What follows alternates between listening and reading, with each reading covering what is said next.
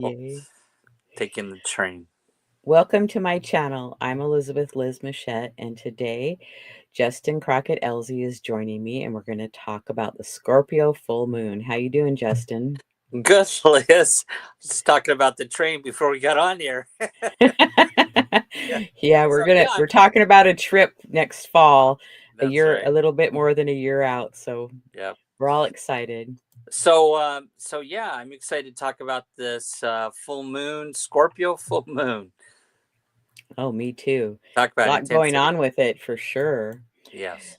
So Justin is an archetypal Jyotish astrologer, teacher, author, and Buddhist, my friend and colleague, and I'm excited to have him joining me today. And his email is justin.elzie@gmail.com.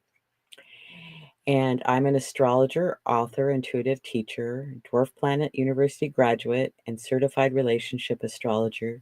And my website is alightpath.com. So we're going to start with the full moon forecast for Scorpio of 2025. Do you want to start, Justin? Sure. So when we talk about Scorpio, it's a fixed modality. And of course, fixed modality means, a good term for it is it stands firm, but it can be very fixed and solid. It's a water element that's really highly intuitive and intense. It's ruled by Mars traditionally, and Pluto, of course, is the modern ruler. Um, and so the full moon is actually the culmination or the bell curve of the cycle. And so it's all about, ultimately accomplishing something and then releasing and letting go back towards a new moon. Scorpio can be intense. It represents transformation and change and death. And of course, the Taurus sun will be in Taurus, and the sun represents the ego, and Taurus is the sign of values, resources, valuables. And so that's what we're dealing with today. Thank you, Justin. So this is the full flower moon on May 12th at 9:56 p.m. or a.m. Pacific Daylight Time. And the moon's at 22 degrees Scorpio and 12 minutes. And the sun is opposite at 22 degrees Taurus and 12 minutes. And this chart is located on the west coast of the United States for Seattle, Washington. So Justin's going to tell us about the Nakshatras. Yeah, thank you, Liz. And so the Nakshatras are the lunar mansions. These are constellations that the planets go through, and each one of them is broken up into four what we call padas or sections, and it's ruled usually by an element. And so for the sun is going to be in the lunar mansion or nakshatra of Kritika in the first pada, the first section, which is ruled by fire.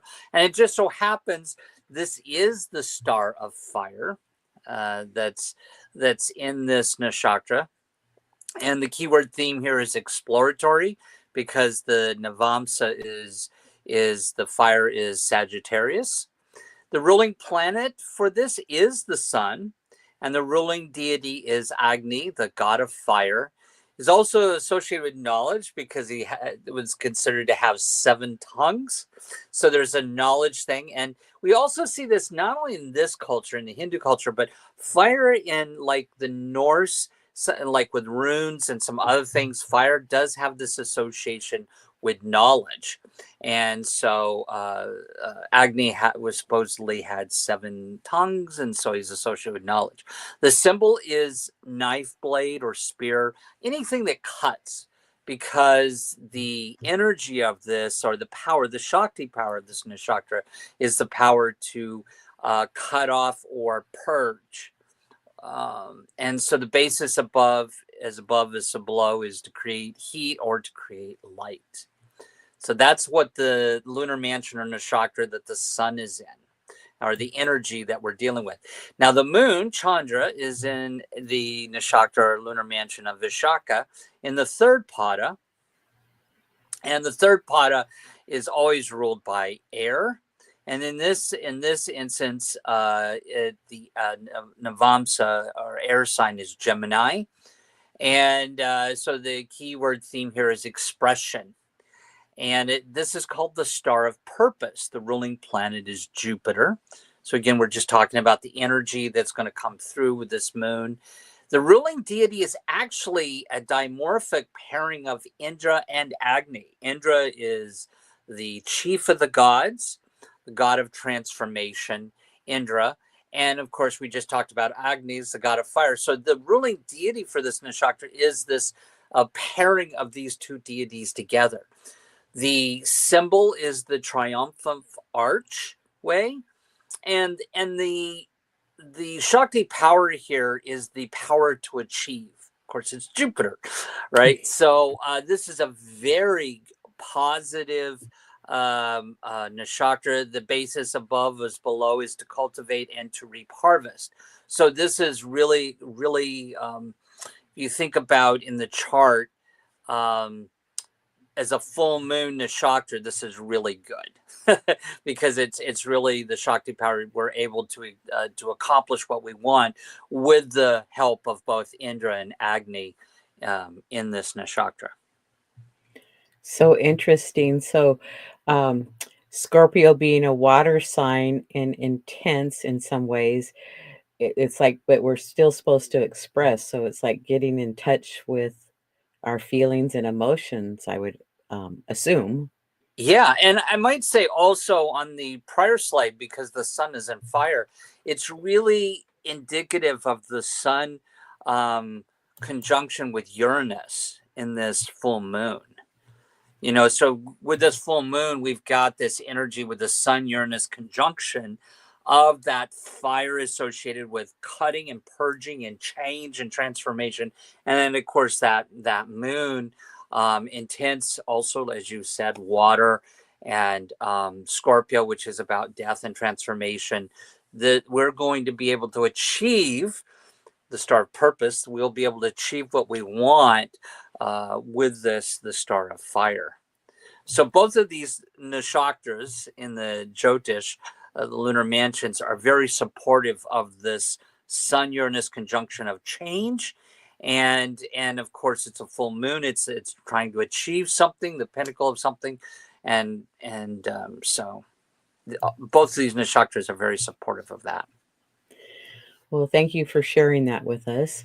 So the ascendant is 25 degrees Cancer, circled in orange, and the chart ruler is the moon in Scorpio, and we're talking about the Scorpio moon. So it's really interesting that the moon for the west coast of the United States is ruled by that moon. Mm-hmm. And the midheaven at the top of the chart is 2 degrees Aries, and that's circled in green. And the ruler of that midheaven is Mars in Leo, and it has a green arrow to it. And then the sun is in blue, Taurus, and the ruler of that sun is Venus in Aries. And then the moon is at 22 degrees Scorpio with a purple circle, and the ruler is Pluto in Aquarius as the modern ruler, and Mars in Leo as a traditional ruler. And I like to look at both of them. Sometimes traditional astrologers only look at the traditional, and sometimes modern only look at the modern, but I like to combine them both. I agree. I agree with you. I look at both as well.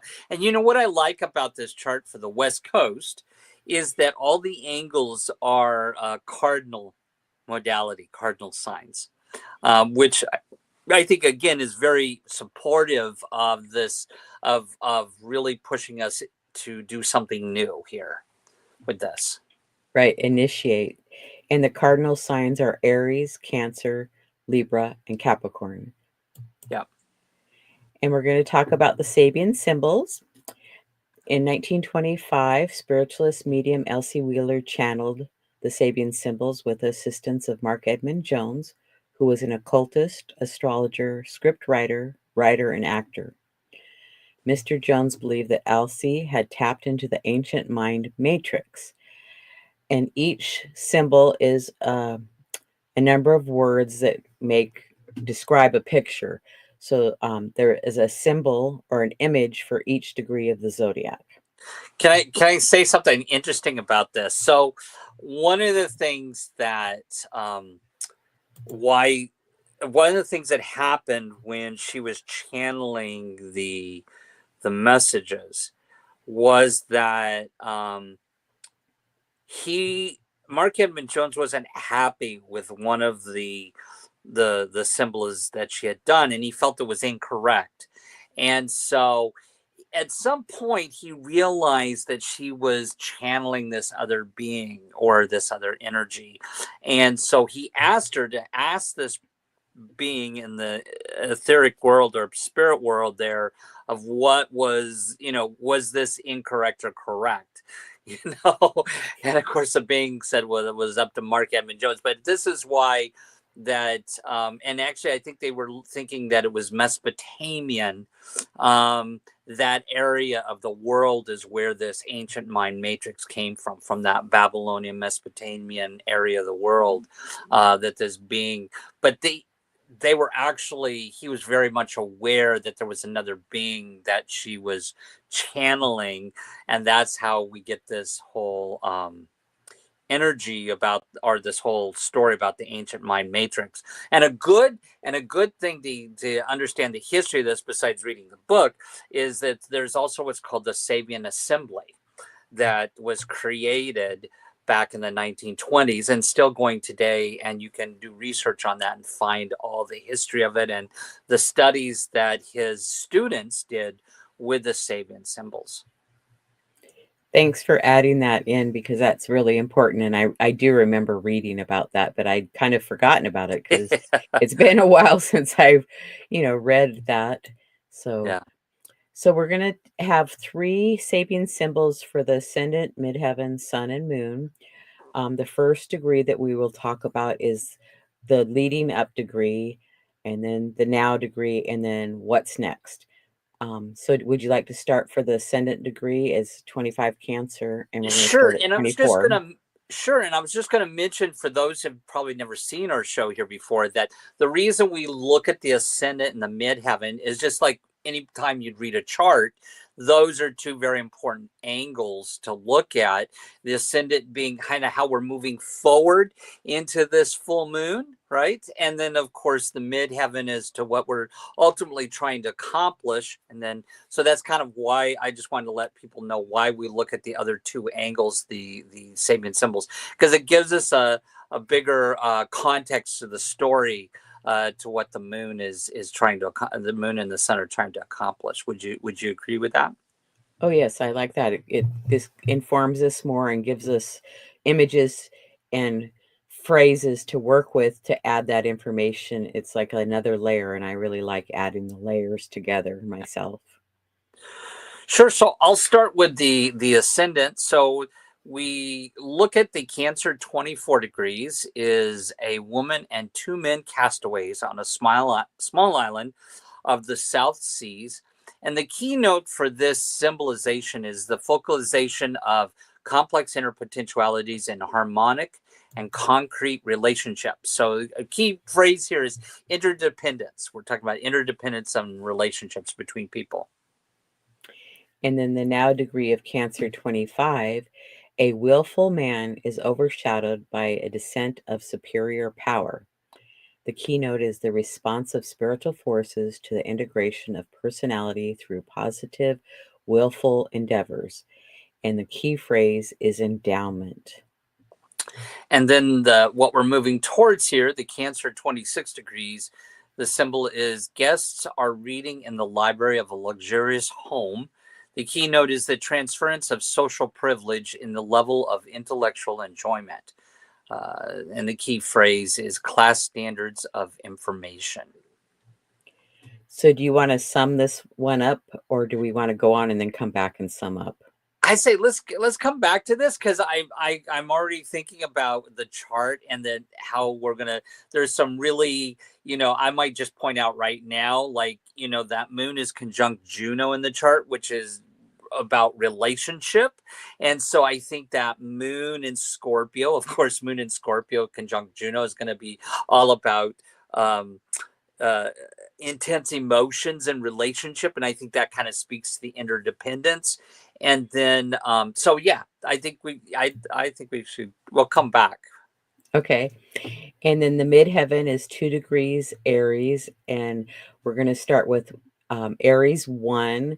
So uh, the before, a woman just risen from the sea.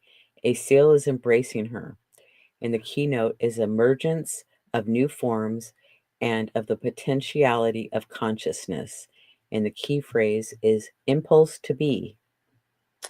And then the Aries 2 degrees is a comedian reveals human nature, the capacity to look objectively at oneself and at others. And so here we see the objectification of consciousness. And then what's next is Aries 3, the cameo profile of a man, suggesting the shape of his country. The keynote, the sustaining power of the whole as the individual identifies themselves with its life. And the key phrase is participation in a greater life. You ready to go to the next one?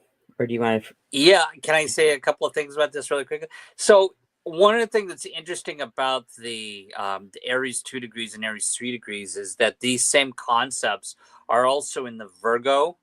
The Virgo degrees, Sabian symbols about objectification of consciousness and a discerning and clear objectivity of self. So I think because these are here, again, we'll probably talk about the Chiron a little bit, the stuff in Aries that's happening, that this is really sort of what we're trying to accomplish here, which is really learn more about ourselves. Absolutely. So the Sabian symbol for the sun is 22 degrees Taurus, and Justin will start. Yeah, so we look at the prior symbol to see what's going on in what's feeding into this. So the Taurus 21 degrees is a finger pointing to a line in an open book.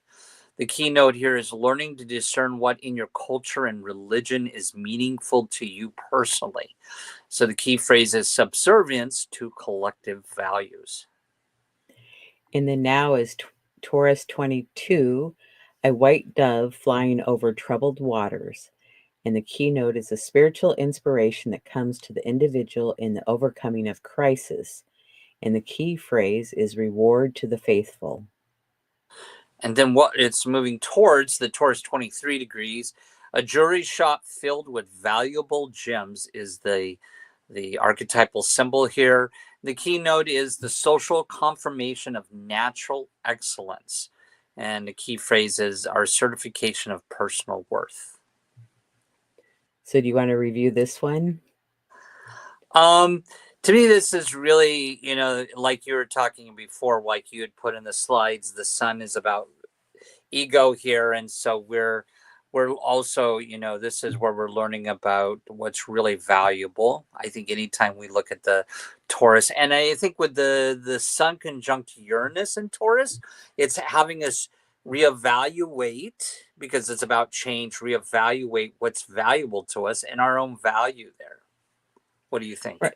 I would totally agree with that, because what we valued when we were 15, 30, whenever it changes constantly anyway, because we are more mature and we change what we value. So it's like kind of, I'm thinking that this is suggesting doing a review of our values.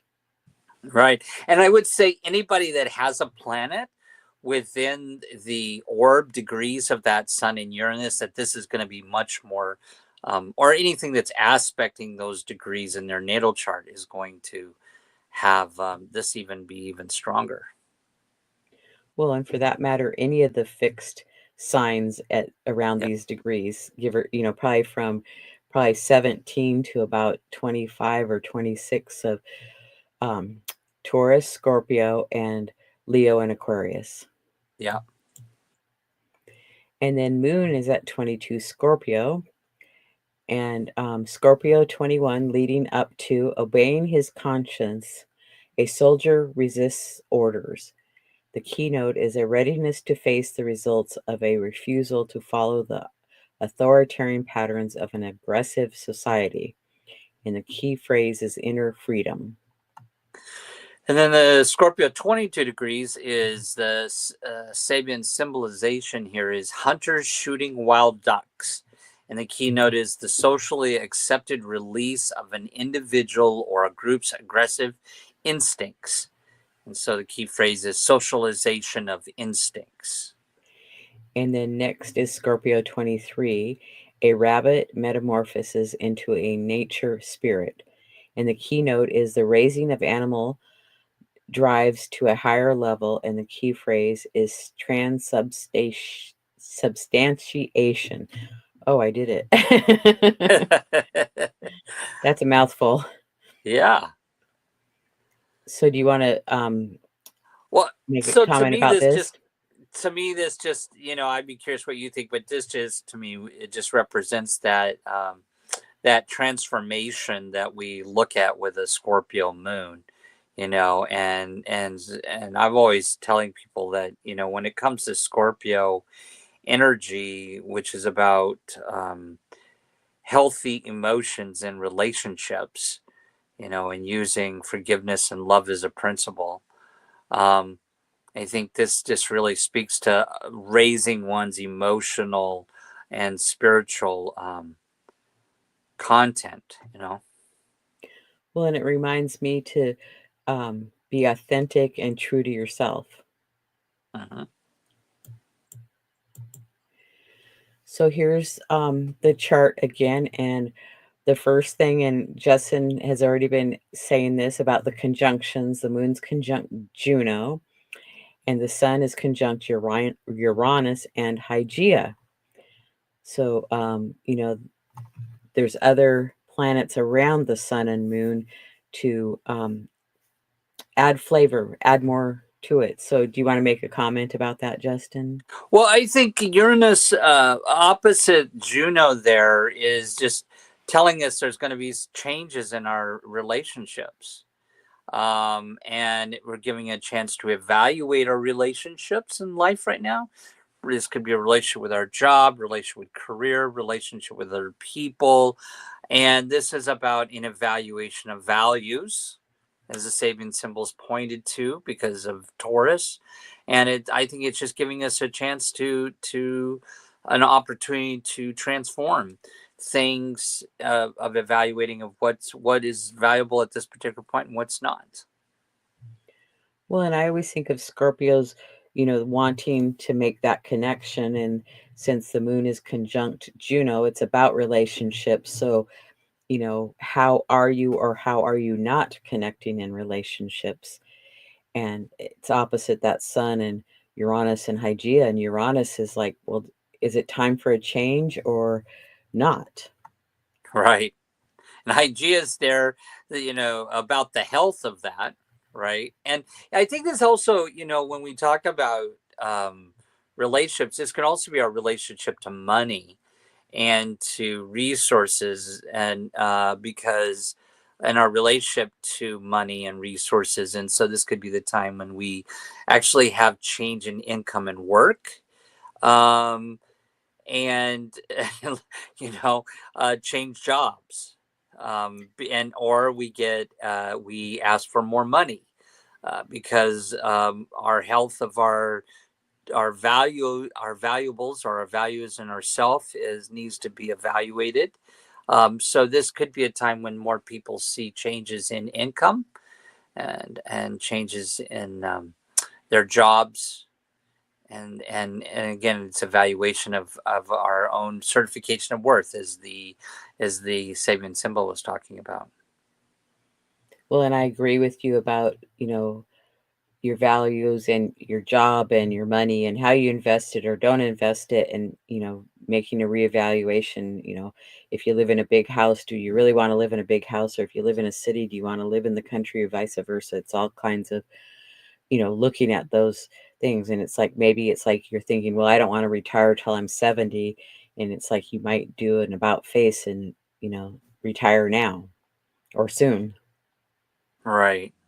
And I might also say one other thing, being that the moon is involved here. I think this really also highlights our relationship with our mothers at this particular point in time. I mean, this, Mother's Day is this Sunday, and we've got this moon, which represents abstractly mother, conjunct Juno. So this could be a time of healing our relationship with our mom, or some really strong emotional stuff come out, or being cleared up or healed with our mother as well. I like that. So here we're going to take a look at the aspects to the moon. And of course, the sun and moon are opposite each other. But then they have a square there off to Pallas Athena, which forms a T-square. So do you want to talk about that, Justin? Yeah. So I'd be curious what you think about this. In my experience, Pallas, of course, we know is about patterns or skill sets, can be in one representation of that of skills. And in an Aquarius, Pallas in Aquarius is this energy that it sees possibilities, future possibilities, because Aquarius is that sort of that sign where they're 3 steps ahead of everybody else, a little bit of aloofness, but forward thinking and idealistic. So this can be a time where we may not think that we can see the future, options or a way out of that square, but we can. And I think this is really giving us a chance to think positively and think more progressively, and out of the box way of thinking that. I think it's a very positive thing actually that comes out of this. It's actually, this change is giving us a chance to see more opportunities or future opportunities with Pallas, I think, in Aquarius. Well, and it's like you might have to readjust your plan or your strategy to move forward, because life happens and circumstances happen. And so it's like we need to make those adjustments to move forward with that. So next we're going to talk about the yod, and the yod is pointing to the moon. That's the apex, from Chiron and Eris in Aries, and Jupiter in Gemini. And then Chiron and Eris are in a sextile to Jupiter, so that makes that formation. It is a triangle, but the apex is that moon and Juno. So it's really interesting, so we kind of talked about some healing, or you talked about healing with mothers, which I would agree with, especially now seeing this yod that and Chiron's involved, and Chiron's all about healing and teaching others. And Jupiter's there, I would say, giving us an opportunity to work in relationships and healing with our mother or mother figures, or even women figures in our lives for that matter. It could be that a woman wronged you, or something, and so it's an opportunity to change the narrative on that. But it's like really putting pressure on that Scorpio moon, so it's even intensifying Scorpio moon, and Scorpio moon isn't intense anyway. Right. Anything you want to add? Well, and I agree with you, and I think there may be a communication aspect that's kind of rises above of other themes here with these interdependence of relationships, because Jupiter's in Gemini. So yeah. So, and because the Eris, the discord is there, and so I would say also it's a time to kind of be self-aware of our communication styles and how that's playing out emotionally with others, that interdependence of relationships. Yeah, don't jump to conclusion that you think because they said X that they meant Y. It's like when everybody's calm, if you're hot-headed or something, when they've calmed down, then you can confirm what was meant and what was said, because it's very easy to misunderstand. Even if we speak the same language, it's very easy to misunderstand each other of how things come across. And then we have a couple trines and sextiles here. We have the moon trine to the North Node, Ceres and Saturn in Pisces, and the moon sextile to the South Node. So do you want to talk about that trine, Justin? Well, I think that this kind of speaks to what I was talking about, the moon in the Nakshatra that was in, which is about this combination of Indra and Agni, and the Shakti power of the power to achieve. I think this gives us a really good emotional flow. This is emotional intelligence here, emotional flow. Anytime a planet, I think, really positively aspects the nodes, I think it gives us that chance to really be powerful and to accomplish what we want to accomplish. And I think the moon Saturn conjunction, triangulation there really is a good flow of emotional energy to accomplish what we want to accomplish.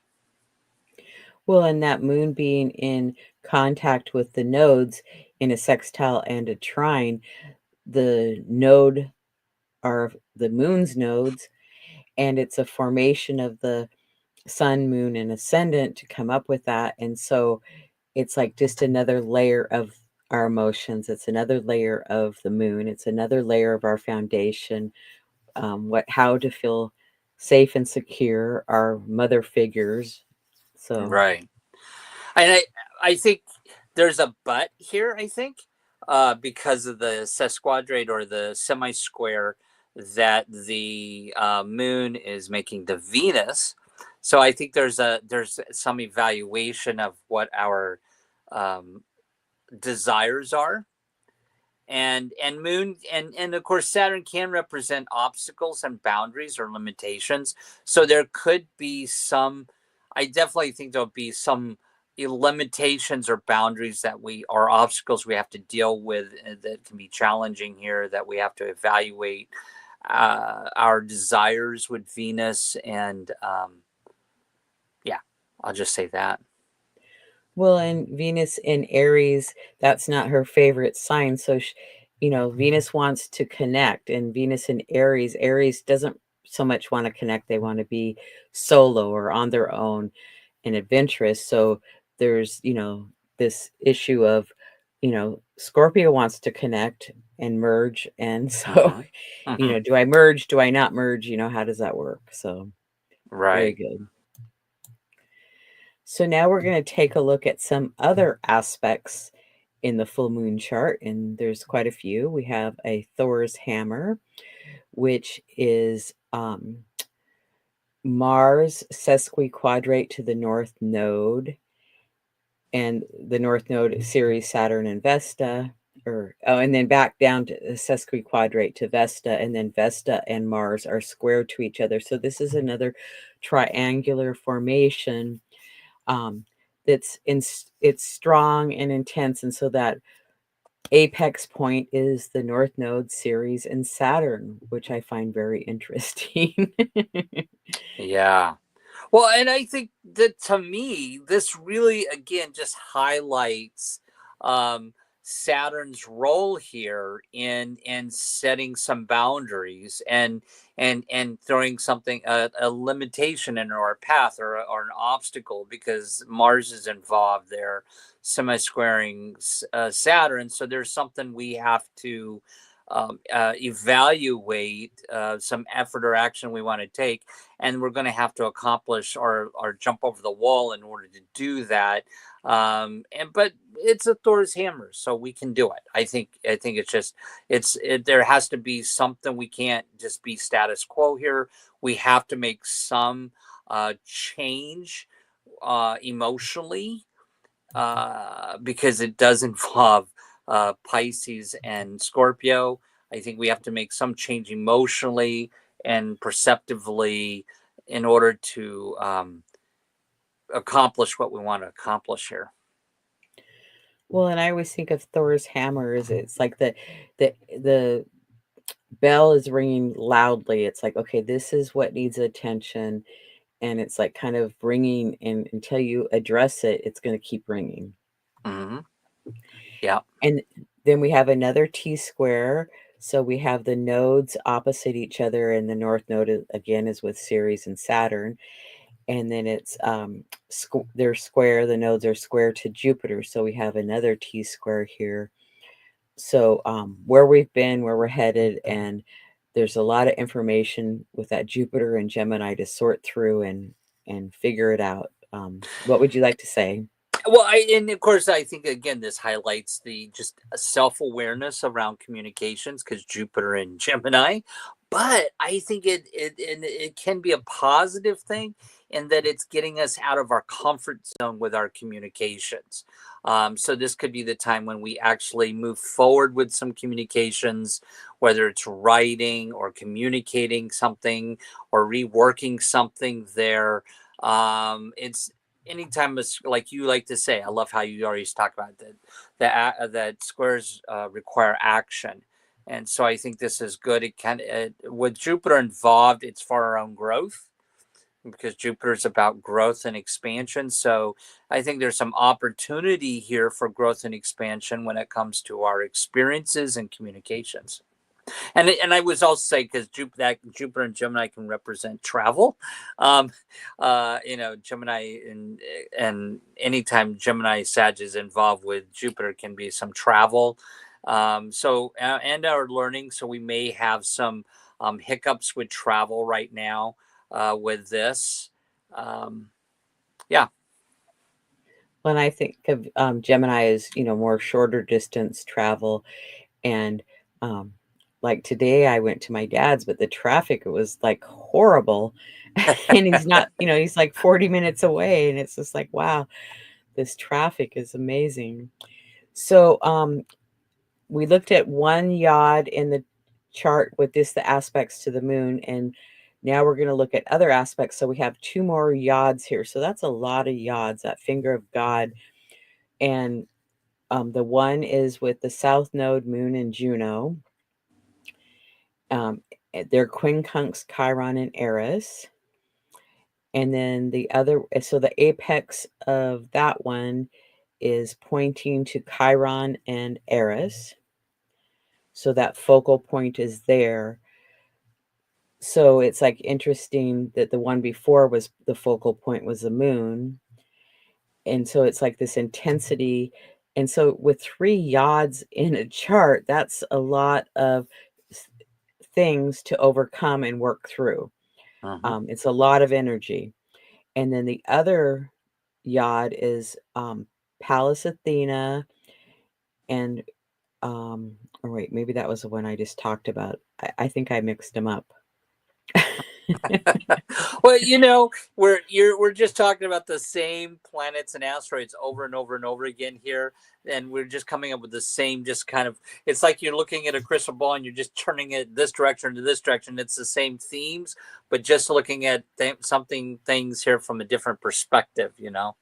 So Right, because one apex point is at Chiron Eris, one is the south node, and one is the moon with the yods.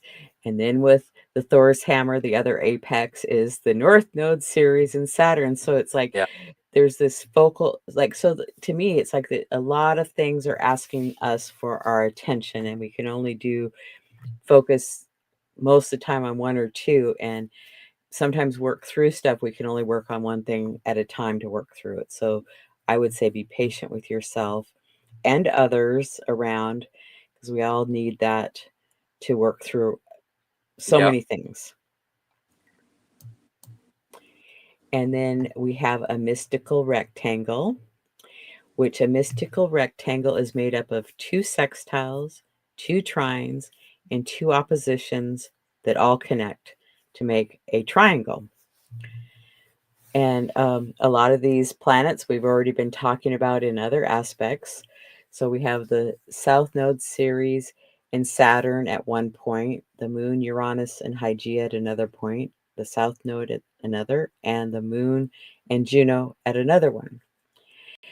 And I was telling somebody the other day that the mystic rectangle is also 2 points of Thales.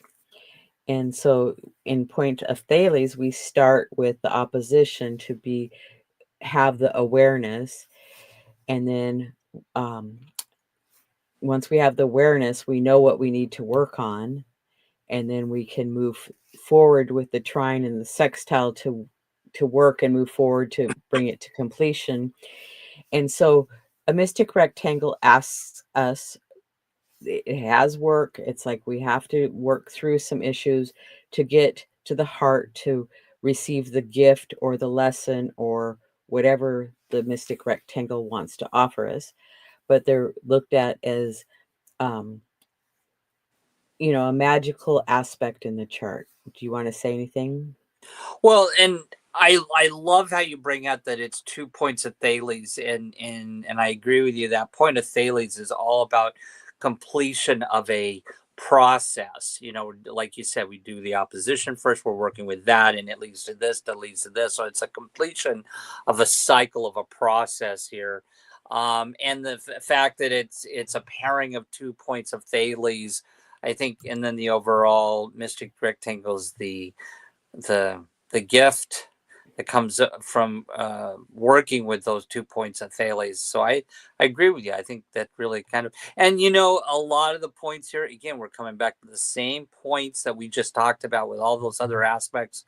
I think it's just a sort of a much higher elevation look at the larger theme and process here with the mystic rectangle. Yes. So for this Scorpio full moon, it's like there's a big concentration from a select group of the planets mostly, and so it's very intense for sure. Yeah. And I think this just kind of goes back to the Sabian symbols. It's about relationships right now, and it's about transformation and really what's valuable. And I always think that that whole dynamics between Taurus and Scorpio. Scorpio's about death, grief, and loss, or transformation, and Taurus, the opposing sign, is about accumulation and gain. So it's between those two poles. Right. And what do you have to keep or want to keep? And can you keep it? Right, and those themes will come up in all of our lives right now in some area, whether it's work or relationships or family.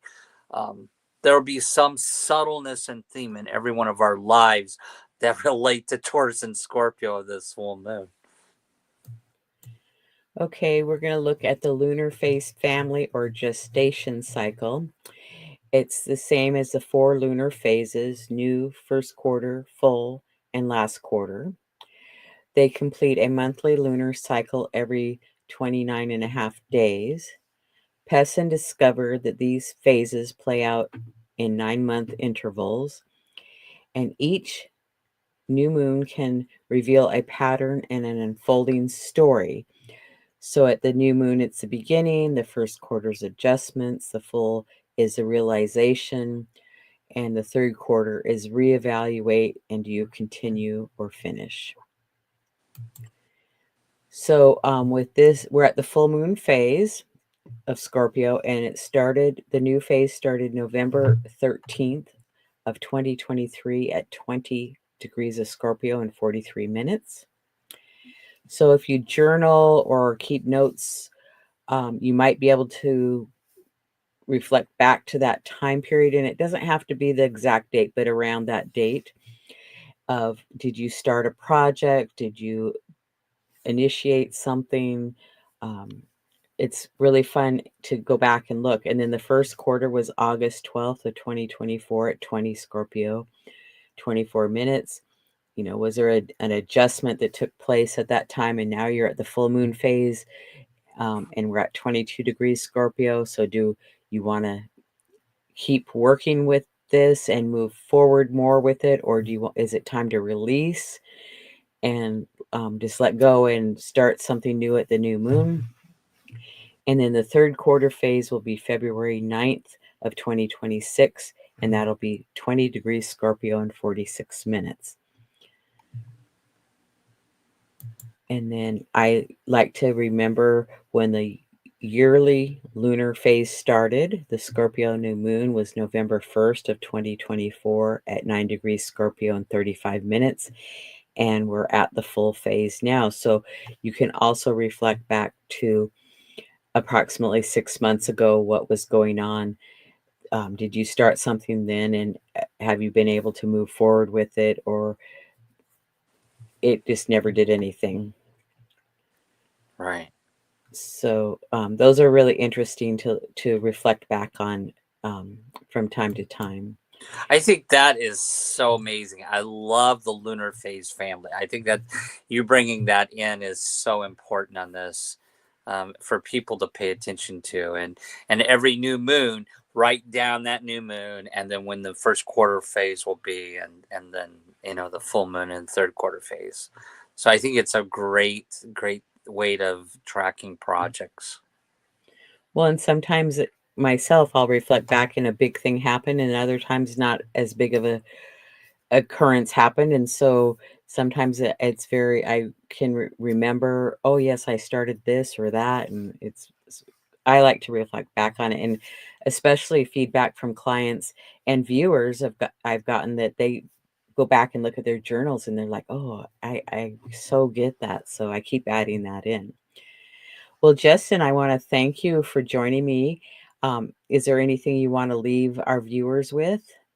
Well, I think this is a great full moon. Like you always say, a full moon is about realization of a goal, and then, um, and at this point, it's about really kind of releasing something because it's Scorpio, and this can also be a time when we're evaluating. I think it's a good time to evaluate what's of value right now in our relationships to whatever that is, our job, people, things. This is a good time to purge. Agni, got a fire, purge, cut ties. But whatever we're purging or cutting ties with right now, we're able to achieve. This is going to give us the energy to achieve. Sometimes when you let go, you let go of something, you're able to fly much higher. So. Right. It reminds me of that death and rebirth cycle. It's like yesterday died and today's a new day. And so it's like just because we gave up yesterday doesn't mean we get today. So, Right. and it's like the rewards can be very good or so rewarding. I want to take this opportunity to thank our audience that's watching live. We appreciate you and all those that come back and watch at a later date. Thank you very much. And Justin and I both do consultations. We have newsletters and YouTube channels. So if you want a consultation, you can contact either of us, and you can go to our websites and sign up for our newsletters and subscribe to our YouTube channels. We appreciate that. Other podcasts, we have, and this is the wrong slide, but that's okay. We have Cosmic Connections, which is relationship astrology, magical astrology that's coming soon. And then we have Midpoint Astrology, and Justin and I do the astrology forecast and the full moon forecast each month, and a Chiron asteroid series from time to time.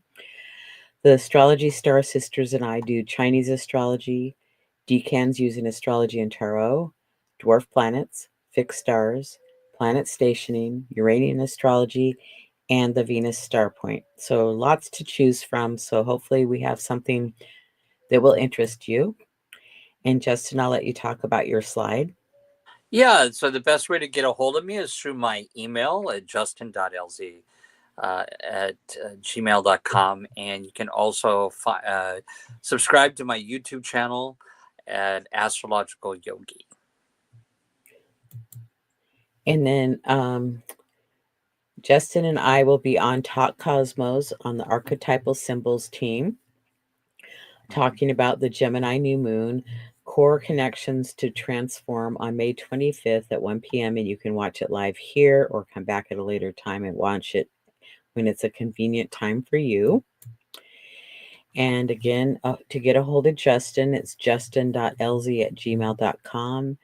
And my website is alightpath.com. And I want to thank Justin and I want to thank the audience. And we're going to say goodbye for now and see you next time. All right. Bye, Thank you, Liz. Justin. Bye.